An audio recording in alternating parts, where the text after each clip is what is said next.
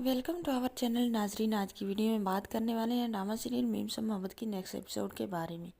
आने वाली एपिसोड में आप देखेंगे कि आसिफ अंकल को पता चल चुका है कि ऋषि और तला की लड़ाई हो गई है और ऋषि मानने का नाम नहीं ले रही, क्योंकि सारी बात तला जो है अपने बाप को बता देगा। जब ऋषि जो है रेजिग्नेशन लेटर भेजेगी तो जो होगा तला वो तो अब बहुत ज़्यादा परेशान हो जाएगा, क्योंकि तला ने सोचा भी नहीं था कि ऋषि छोटी सी बात को इतना बढ़ाएगी।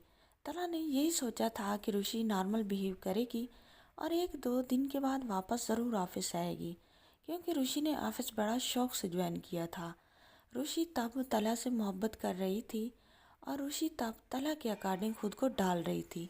इस वजह से ऋषि ने ऑफिस ज्वाइन किया था, लेकिन तला ये समझ रहा था कि ऋषि दोबारा ज़रूर आएगी उसकी इंसल्ट करने के बाद भी।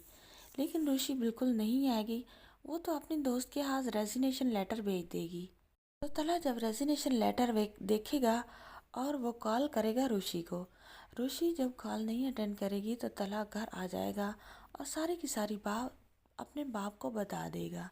तो जो होगा, तला का बाप वो अब ऋषि के पास जाएगा, ऋषि से जाकर कहेगा, ऋषि बेटा ये मैं क्या सुन रहा हूँ, तला से गलती हो गई है, वो बेवकूफ़ है, वो ना समझ है, तुम उसे माफ़ कर दो, क्योंकि मैं तुम्हारे बाप की तरह हूँ और मैं आया हूँ तला की वजह से माफ़ी मांगने के लिए।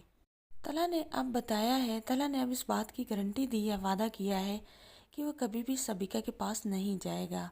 तो अब तुम्हारे पास अच्छा मौका है ऋषि बेटा, तुम उसे माफ़ कर दो। तो ऋषि जो होगी वो आसिफ से कहेगी कि आसिफ अंकल, मुझे दुख इस बात का नहीं है कि तला ने मेरे साथ गलत बिहेव किया है, दुख इस बात का है कि उसने सबिका के सामने किया है और फिर सबिका ने भी मेरी खूब इंसल्ट की है और तला देखता रहा, तला ने उसे रोका भी नहीं है।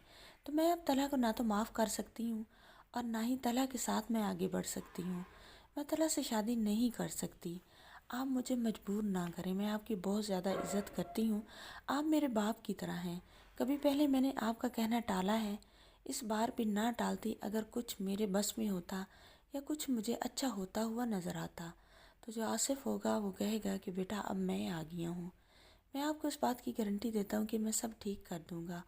तो ऋषि जो होगी वो कुछ टाइम सोचने के लिए मांगेगी